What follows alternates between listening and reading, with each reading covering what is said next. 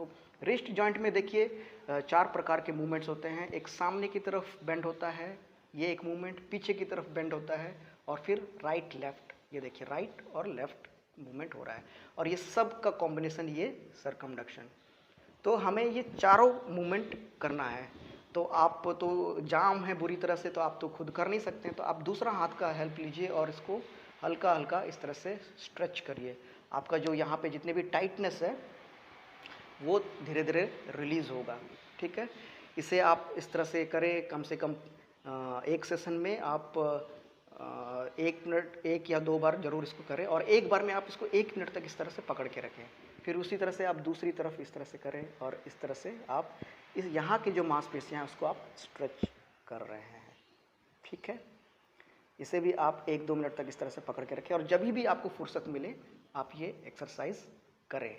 जैसे जैसे आपके रिस्ट में थोड़ा बहुत मूवमेंट आने लगेगा, थोड़ा बहुत रिस्ट जॉइंट फ्री हो जाएगा, तो फिर आप टेबल में इस तरह से हाथ रख देंगे और दूसरा हाथ को आप अपने रिस्ट के थोड़ा सा नीचे यहाँ पकड़ेंगे, और मैं खड़े होके करना है, और फिर आप इस तरह से आप उठाने की कोशिश करेंगे। देखिए ये एक्सरसाइज से आपके यहाँ की जो मांसपेशियाँ हैं उसमें स्ट्रेच फील होगा, और धीरे धीरे ये जॉइंट खुलेगा। ठीक है, दूसरा है ये लेफ़्ट एंड राइट मूवमेंट। तो उसके लिए आप टेबल में इस तरह से हाथ को रख देंगे और फिर इसको पकड़ लेंगे और स्टेबलाइज कर देंगे, और फिर आप लेफ़्ट राइट इस तरह से मूव करने का कोशिश करेंगे। आपको हल्का फुल्का दर्द होगा, लेकिन दर्द को थोड़ा सा नज़रअंदाज आपको करना होगा ताकि मूवमेंट आ सके और यहाँ स्टिफनेस फ्यूचर में पैदा ना हो। तो ये भी आप जितना हो सके उतना आप करेंगे। ठीक है, अब चलते हैं फिंगर्स में भी स्टिफनेस आ जाता है। तो फिंगर्स का जॉइंट को स्टिफनेस रिलीज़ करने के लिए आप दूसरा हाथ का मदद लें और अपने उंगलियों को इस तरह से बेंड करें। यहाँ की जो नक्कल्स के जो जॉइंट्स है उसको आप इस तरह से बेंड करके उसको बेंड करिए।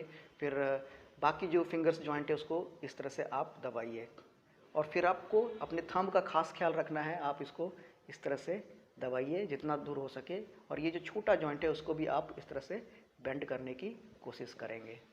ठीक है, तो ये फिंगर्स के एक्सरसाइज थे। तो फिंगर्स के लिए एक और मेरा फेवरेट एक्सरसाइज है, ये जेल बॉल की मदद से। ये सिलिकॉन जेल बॉल है जिसे आप अमेज़ॉन से ख़रीद सकते हैं, लिंक मैं डिस्क्रिप्शन में दे दूंगा। आप इसको पकड़ें और फिर आप इस तरह से इसको दबाएं। ये जब भी आपको फुर्सत मिले, आप खाली बैठे हैं उस तरह में इस तरह से करते रहें, इसका कोई लिमिटेशन नहीं है। जब जितना आप करेंगे उतना बेहतर है। इससे 2 फायदा होगा, एक तो आपकी उंगलियों की जो जाम हो गया वो खुलेगा, प्लस एक वीकनेस रहता है, एक ग्रिप में वीकनेस रहता है, वो भी धीरे धीरे आपका रीगेन होगा। तो अब बढ़ते हैं हमारे एल्बो जॉइंट में। तो कई बार एल्बो जॉइंट में भी प्रॉब्लम हो जाता है, ये हर किसी को नहीं होता है, लेकिन एल्बो जॉइंट पूरी तरह से सीधा नहीं हो पाता है। तो आप इस तरह से टेबल में आप रख देंगे अपने आर्म को, और दूसरे हाथ से अपने फोर आर्म को इस तरह से आप प्रेस करेंगे, जिससे ये सीधा होगा। जितना हो सके आप उतना करें, और जब भी आप करेंगे इसको 1 मिनट तक इसको पकड़ के रखेंगे, और एक सेशन में कम से कम 2 से 3 बार आप करेंगे। ठीक है, जब भी आप फ्री हैं तब आप करिए इसे।